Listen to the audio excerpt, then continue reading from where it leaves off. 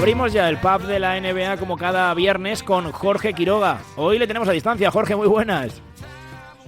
¿Qué tal? ¿Cómo estás, José? Muy buenas, ¿qué tal estáis? Nosotros encarando ya yo creo que es la recta final, ¿no? Son más o menos, haciendo una media, 5 o 6 partidos lo que les quedan a la mayoría de equipos, ¿no? De esta regular season, de la temporada, para definir puestos de playoff, pues, bueno, puestos incluso de play-in y demás. Pero antes de eso, la pasada madrugada teníamos un partidazo que todos mirábamos con lupa. Era ese Los Ángeles Lakers Golden State Warriors, que se llevaron los Warriors, que aprietan todavía más, ¿no? Esa zona intermedia, digamos, de la conferencia oeste. Y ese duelo o esas batallas entre hombres importantes de la NBA, Doncic, LeBron, por supuesto Curry, en este caso se lo llevó Curry. Sí, bueno, evidentemente los focos cuando hay un partido entre los Lakers y los Warriors se van allí, y si encima juega Doncic y juega LeBron y juega Curry y juega Butler, bueno, o está Butler, en fin, estamos hablando de dos de los equipos. Yo diría que son dos equipos quizá venidos a menos en los últimos años, pero que tienen sus opciones, ¿por qué no? En un oeste que está muy loco, está muy loco. Yo creo que hay un gran dominador, que son los Oklahoma City Thunder. No sé si luego quieres hablar un poco de ellos y de esas 64 victorias que ya llevan y varios récords que han batido en los últimos días. A mí hay uno que me fascina, que luego te lo contamos. Pero bueno, Lakers y Golden State están 4-5, están separados por un partido, y hay una creencia generalizada incluso en los propios jugadores de la posibilidad de que se miran en playoffs. De hecho, Luka Doncic, que entre otras cosas entonaba el mea culpa por el partido que hizo, porque fue un partido, probablemente uno de los peores partidos que se le recuerdan a Doncic desde que llegó a la NBA. No hablo de desde que están los Lakers, sino desde que llegó a la NBA. Él decía que había sido un partido de playoffs, que ya son partidos de playoffs. Parece mentira que estemos acabando una liga regular de 82 partidos y ya se esté empezando a jugar al nivel y con la intensidad de partidos de playoffs. Pero es lo que decía Doncic, porque él decía que sabían en el vestuario de los Lakers que a lo mejor en una segunda ronda se pueden medir a los Golden State Warriors, ¿no? Hay muchas posibilidades de que eso pueda ocurrir. Bueno, en una segunda ronda no, incluso en una primera ronda, ¿no? Porque ahora mismo son cuarto y quinto, claro. Por eso, cuatro cuartos y quintos pueden enfrentarse entre ellos, ¿no? Ya veremos si al final quedan así, porque lo de oeste es brutal, ¿no? Desde el tercer puesto hasta el octavo, que son los Clippers, están separados por 2 partidos. Es decir, es alucinante todavía lo que se puede barajar ahí en esas posiciones en partidos y en calendarios que en algunos casos son complicados, porque por ejemplo los Lakers tienen que visitar 2 veces consecutivas la cancha de los Oklahoma City Thunder, por ejemplo. Ya veremos a ver si sacan ahí partidos o no, pero estamos hablando de un final trepidante de esta conferencia, no tanto la del este, que está todo más clarito, pero sí la del oeste, porque además quedan lo que tú dices, 5 o 6 partidos a lo sumo. Y el día 13 de abril, el domingo 13 de abril, será la última jornada, que es una jornada unificada. Juegan todos los equipos de la NBA, 15 partidos, jornada unificada para los partidos del este a una hora y los del oeste a otra hora. Pero como no afectan entre sí, pues tenemos ahí una jornada brutal, ¿no? Ahora mismo, por repasar rápidamente, como tú decías, en el este, Cleveland va a ser primero, Boston va a ser segundo, los Knicks de New York van a ser terceros, Indiana va a ser cuarto. Es verdad que Detroit y Milwaukee se van a jugar ahí la quinta y la sexta, y luego el play-in va a ir para Orlando, Atlanta, Miami y Chicago. Puede cambiar alguna posición, pero claro, la locura es el oeste. Primero está Oklahoma con 64 victorias, líder de la NBA. Segundo, Rockets, los Houston, con 50 victorias, también parece que muy cerca de asegurar la segunda plaza, pero luego tercero, los Nuggets con 47. Sí. Cuartos, los Lakers con 46.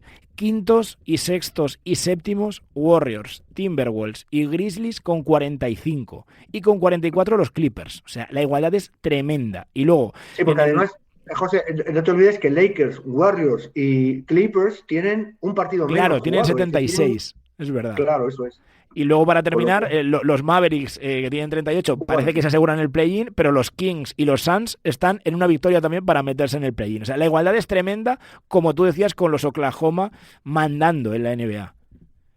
Sí, y el otro día además, mandaron un mensaje brutal, ¿no? Es decir, solo equipos campeones de la NBA han conseguido lo que ha conseguido el equipo de Shai Gilgeous-Alexander, que no hay que olvidar, que seguramente se llevará el MVP, que es un MVP merecido, pero también lo hubiese sido para Nikola Jokic. Yo creo que alguna semana hemos hablado de lo bonito que sería que se lo dieran a los dos. los dos lo merecen, porque probablemente Jokic es el mejor jugador del mundo ahora mismo a todos los niveles y la temporada que está haciendo es brutal. El otro día hizo un triple doble que bueno, que solo se le ocurre hacer a él, ¿no? Con 60 puntos y más de 10 y más de 10 rebotes y más de 10 asistencias. Yo creo que es algo que solo está a su alcance.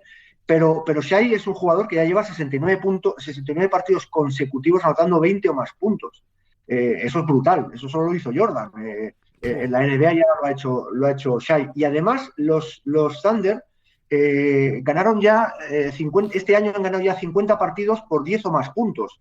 Eso solo lo hicieron los Lakers del 71-72, que fueron campeones. Estamos hablando de ganar 50 partidos de los 76 que han jugado o de los 64 que han ganado por más de 10 puntos, por dobles dígitos. Me parece que es una superioridad brutal, que además se demuestra en otro dato, que es el que a mí me fascina, que me parece increíble y me parece dificilísimo de conseguir, que es que los Thunder, con los equipos del este, tienen un récord de 29-1. Han perdido solo un partido, que fue además contra Cleveland, y en un partido en que perdieron solo por 7 y con bajas, ¿no? No jugaron ni Holmgren ni Caruso, y fue la única derrota que han tenido, ¿no? Que es contra los líderes de la otra conferencia, pero aún así estamos hablando de un dominio absoluto que no había hecho nadie en la historia de la NBA, ¿no? Lo de Oklahoma me parece que ya deja de ser una broma, si se me permite, y bueno, desde hace tiempo hay que tomárselos muy en serio, porque yo creo que como equipo es el mejor equipo que hay ahora mismo en la NBA. Si consiguen trasladar las sensaciones de juego que han tenido en la liga regular a los playoffs, no lo hicieron el año pasado y perdieron con Dallas, pues este año yo los veo bastante favoritos, pero no solo en el oeste, sino global, ¿no? Claro, yo iba a decir favorito al anillo. Sí, absolutamente. No los puedes descartar. Ahora mismo es un equipo muy hecho, con muchas opciones. Tienen hasta 6 jugadores, me parece, con 10 o más puntos por partido. Tienen muchísimos recursos, defienden muy bien. El primero que defiende además es Shai, o sea, es una estrella que defiende. Es una estrella diferente a las estrellas de la NBA. No tiene ese aura de estrella, no lo genera en los partidos. Sin embargo, es un líder absoluto, ¿no? Un líder con el que van todos a una, ¿no? Tienen un gran entrenador, tienen un sistema de juego muy adaptado ya a los jugadores que tienen, muy pocos cambios, equipo joven. Bueno, ya se habla por ahí en la posibilidad de una hegemonía. Bueno, para hacer una hegemonía hay que empezar ganando, ¿no? Claro. Y de momento Oklahoma no lo ha hecho. Pero bueno, podría ser su año, ¿no? ¿Por qué no? Y en toda esa batalla, bueno, es verdad que este año, digamos que para el baloncesto español está más descafeinado con la presencia de Santi Aldama, de Jordi Fernández. Santi Aldama sí tiene opciones, ¿no?, de pelear los playoffs, como mínimo el play-in, los Grizzlies lo tienen y luego habrá que ver dónde acaban. Hace unos días pues le veíamos ahí metido en la refriega con su compañero de equipo y todo esto. Y otra vez el que ha sido noticia, Jorge, ha sido otro de sus compañeros de equipo, Ja Morant, que es la estrella de los Grizzlies, que es un jugador como la copa de un pino, pero que tiene un problema, que es que tiene ahí arriba un sonajero también que le ha jugado mala pasada otras veces y ahora le han vuelto a sancionar. Yo creo que es de las que ha liado, yo creo que la más floja, ¿no? O la más light de todas. Sí, la más soft. Sí, bueno, realmente es un gesto inapropiado absoluto. Ese es el título que la NBA le da, de gesto inapropiado, y por eso le sancionan. Le sancionan con $75,000, no sin partidos ni nada, pero $75,000, que para ti y para mí pues serían un agujero bastante interesante, no para él, pero hay que recordar que el gesto que hace es el de disparar, el de empuñar un arma y dispararlo, ¿no? Con el dedo índice como si apretara un gatillo.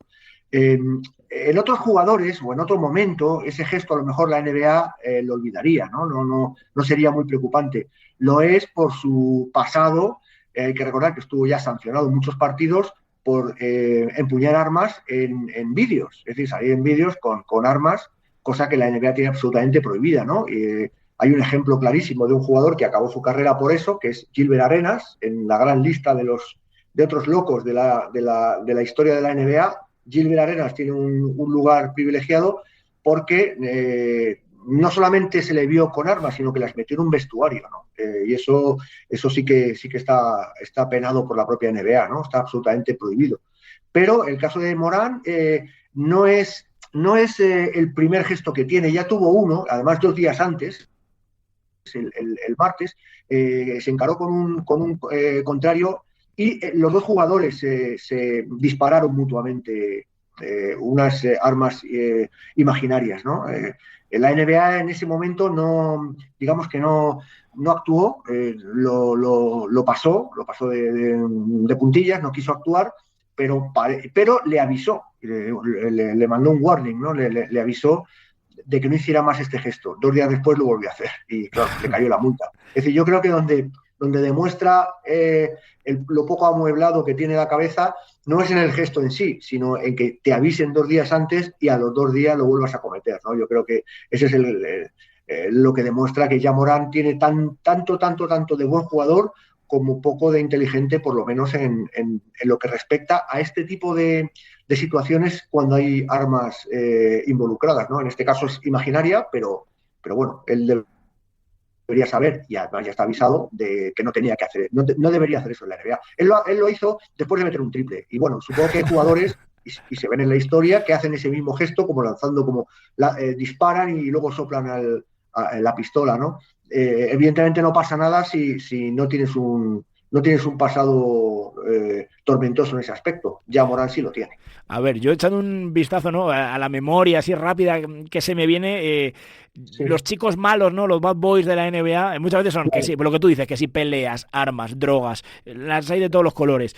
A mí se me viene a la cabeza Sprewell, aquel jugador de finales de los 90 y demás, que dio mucho que hablar, y Ron Artest. Yo en mi cabeza son los dos que me han venido. Has Bueno, hablado tú de Gilbert Arenas, seguro que hay muchos más que me estoy dejando. sí, bueno, te has dejado para mí el top de todos, que es Dennis Rodman, por También, supuesto. claro, es verdad, es verdad. Claro, hablas de los Bad Boys. Bueno, Dennis Rodman fue uno de los primeros transgresores absolutos de todo lo que representa la ley y las normas de la NBA, ¿no? Es decir, con sus piercings, sus tatuajes. Yo creo, es verdad que ya lo sabía, lo que pasa es que estamos hablando de otra época, y él empezó a transgredir todo lo posible las propias normas de la NBA, hasta el punto que cuando jugó en Dallas se quiso poner el número 69 y David Stern se lo prohibió. Y imagínate, a lo mejor otro jugador lo hubiera podido llevar. Dennis Rodman no pudo llevarlo, ¿no? Precisamente por su pasado. Yo creo que es uno de los grandes top. El otro que dices es Ron Artest, por supuesto, pero no solo por la pelea, la gran pelea, la famosa pelea de Sí. los 72 partidos de liga regular y luego todos los playoffs que acabaron con su temporada en Indiana, sino sobre todo por las vidas, digamos, alrededor de la propia NBA, alrededor del propio jugador, ¿no? El personaje que se convertían, ¿no? Hay jugadores como Lamar Odom, que también han tenido casi finales de carrera terribles. A mí se me ocurre Michael Beasley, ¿no? Un jugador Sí. que rompía no solamente las reglas de la NBA, sino también las leyes de su propio país, ¿no? Y jugadores que han llegado incluso a estar en la cárcel. Yo me acuerdo, por ejemplo, el caso de Ricky Davis, un jugador que en 2003 jugaba para los Cavs. Hay una anécdota muy buena con él, no sé si te suena. Este jugador estaba a un rebote de un triple doble y no se le ocurrió otra cosa que recibir el balón en su propia cancha, ir hacia su propia canasta y lanzar un tiro, fallarlo para coger el rebote y sumar el 10º rebote del triple doble. Cuando terminó el partido, abucheado, claro, la NBA eliminó ese rebote, evidentemente, y no contó ese triple doble para la historia, ¿no? Y luego hay otros muchos jugadores. John Salley, por ejemplo, que también es miembro de los Bad Boys. Lo que tú decías con Bill Laimbeer, por ejemplo, o jugadores como Isaiah Thomas, jugadores muy raros. Quizá no hasta el punto de estos que estamos diciendo, pero no nos podemos olvidar de los Blazers, ¿no? El equipo de Portland Trail Blazers, Portland Jail denominado Jail Blazers, ¿no?, que Blazers, era por la claro, cárcel. por la cárcel, con jugadores como Rasheed Wallace, Zach Randolph, Ruben Patterson, Bonzi Wells o Isaiah Ryder, ¿no? O los propios Sean Kemp y Diamond Stoudemire, que entonces estaban en ese equipo. Sean Kemp, por supuesto, es un jugador abonado a las listas de los más malotes, ¿no? Y ya no tanto como malote, pero sí como extraño, pues Kyrie Irving, ¿no? El terraplanista número 1 de la NBA y el conspiranoico más dicharachero de la liga, ¿no? Yo creo que un jugador también con un talento descomunal que llama mucho la atención por las extrañezas y las rarezas, ¿no? Pero bueno, de rarezas, si quieres, hablamos otro día, que hay Sí, jugadores con sí. mascotas como serpientes o como cabras y cosas de Pues estas. eso lo dejamos para otro día, que esas cosas me Sí, encantan. La semana que viene, si quieres, sí, hablamos bueno, de... del que tú hablabas de Latrell Sprewell, que Sí, es un jugador que acabó también muy mal, era un jugador con muchísima talento, pero también completamente desbocado por el mal comportamiento, sobre todo. Bueno, también Allen Iverson habría que meter ahí, que recordar que Allen Iverson lo sacaron de la cárcel para jugar al baloncesto cuando era muy joven. Entonces, estamos hablando de un jugador que ya tenía el pasado antes de empezar el baloncesto. Pero el caso de Latrell Sprewell, por ejemplo, lo más famoso fue que pegó a su entrenador en un entrenamiento, a PJ Carlesimo, cuando jugaba en los Warriors. Era un jugador que provocaba muchos problemas también en la plantilla, la propia plantilla.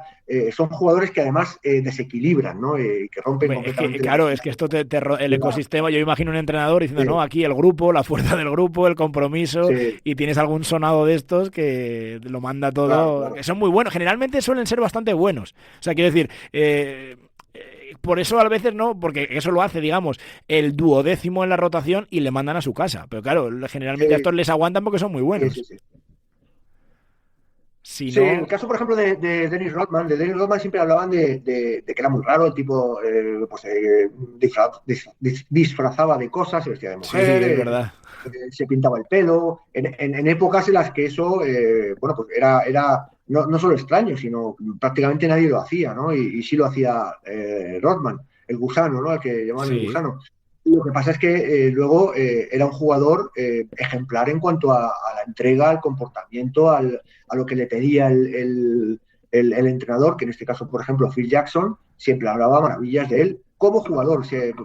Claro, el problema es que esos entrenadores o jugadores, como el caso de Dennis Rodman, caen en manos de un entrenador problemático o con más ego y ahí se acaban pegando. Pero caen en manos de un entrenador como Phil Jackson, que sabe llevar a estrellas como Michael Jordan o como Scottie Pippen, y le acaban conduciendo hacia lo que ellos quieren y sacando el mayor rendimiento posible. Dennis Rodman acababa partidos consecutivos sin tirar un tiro a canasta. No le importaba, a él le daba igual. Lo que él quería era coger 20 rebotes y los cogía. Hacía números de Will Chamberlain, por ejemplo, partió con más de 20 rebotes. A Phil Jackson no le llamaban Mr. Zen o Maestro Zen o algo así. ¿no? Era el Maestro Zen. Maestro Zen, claro, tienes que saber lidiar con egos, con personajes de este tipo. Sí. Bueno, es que él era muy creyente en la cultura Zen. Era un tipo muy peculiar, es un tipo muy peculiar. Es uno de esos personajes con los que a mí, por ejemplo, a mí particularmente, de los que he hablado de la NBA, y he tenido la suerte de hablar con muchos protagonistas de la NBA, es uno de los que más con los que más me ha gustado hablar por la tranquilidad que exudaba, ¿no? Por todo el control de la situación que ¿no? Me recordaba mucho a David Stern, ¿no? Controlaba completamente la entrevista, lo que se hablaba, muy tranquilo siempre todo. Es lo mismo que cómo se comportaba. Luego es verdad que en algunos momentos, pues, y luego como jugador era un jugador duro, porque bueno, ganó los 2 anillos de los Knicks y era un jugador duro, era un jugador que le gustaba el juego físico, ¿no? Sobre todo de la época de los 70, que era lo que se llevaba. Pero sin embargo, como entrenador era tremendamente inteligente y sobre todo tremendamente listo para saber llevar a los jugadores por el camino que había que hacerlo, ¿no? Y bueno, de hecho, lo hizo los Chicago Bulls y lo hizo los Lakers. O sea, quiero decir que es uno de los entrenadores con más anillos de la historia. Nos queda la semana más emocionante de la temporada regular y luego empieza lo gordo, empieza lo bueno, que son los playoffs de esta NBA. Sí. Oye, hay una cosa de Oklahoma que se me ha olvidado comentar, que es que en estos momentos se podría convertir, lo que pasa es que tiene que ganar los 6 partidos que le quedan, en el tercer equipo en la historia que llega a las 70 victorias. Hasta ahí estamos hablando de la descomunal temporada que está haciendo. Pues serían Warriors, victorias. Los Bulls y ellos, ¿o quién? Sí, exacto. Warriors del 2015-2016 que ganaron 73, los Bulls que ganaron 72. Hay que recordar que aquellos Warriors del 73 no ganaron el anillo. Hay una lista de unos 11 equipos que antes que Oklahoma ganaron 64 partidos y no ganaron el anillo. Es decir, vamos a ver si Oklahoma es el 12º en esta lista o si gana el anillo, ¿no? Es decir, son equipos que arrasaron en la liga regular, como los Warriors, como los Celtics del 72-73, que ganaron 68 partidos y los campeones fueron los Knicks, o los Spurs y los Mavs, que ganaron 67 partidos en su día y no ganaron el anillo. Probablemente es una de las mayores frustraciones que un equipo puede tener, ¿no? Ganar tantos partidos y luego no llega no ganar el anillo y en muchos casos no llegar ni siquiera a la final, ¿no?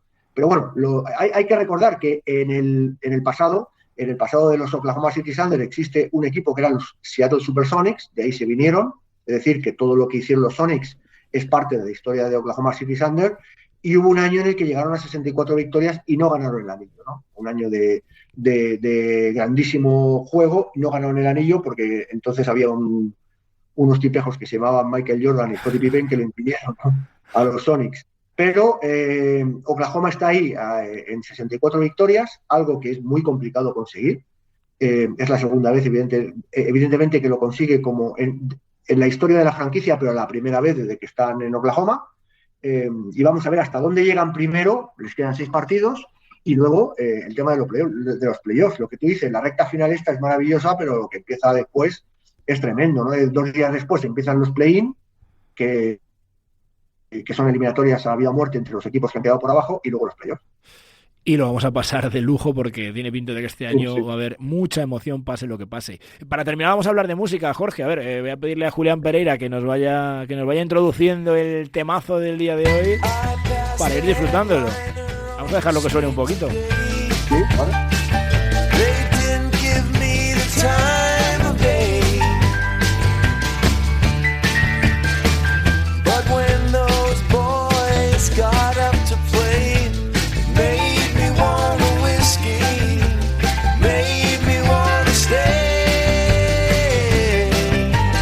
Cuéntame un poquito, a ver, ¿quién tenemos hoy por aquí? ¿De qué se trata? Esto es una banda californiana llamada The Mother Hips, las caderas de la madre. Siempre tenemos problemas con las caderas de la madre. Bueno, estos se llaman The Mother Hips, es un grupo californiano, un grupo muy de conciertos, muy de hacer muchos tours.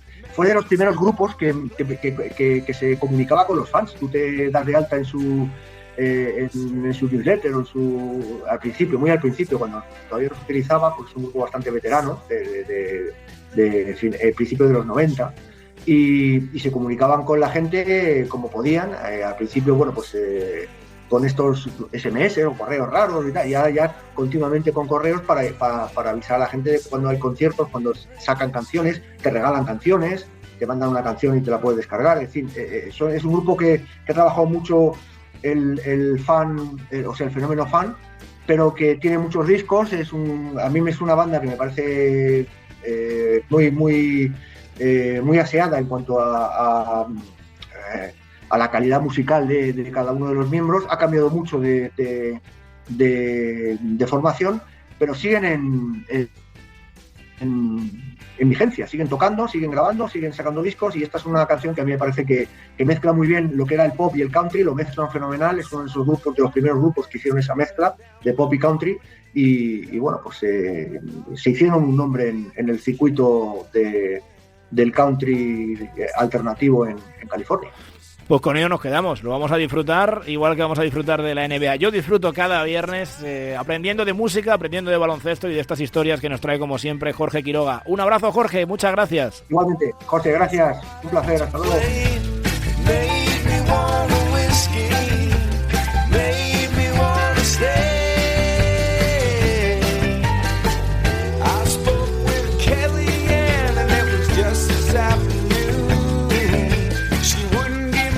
Time to say, oh, that when you're moving, smile my way, makes me wanna sing to you, makes me wanna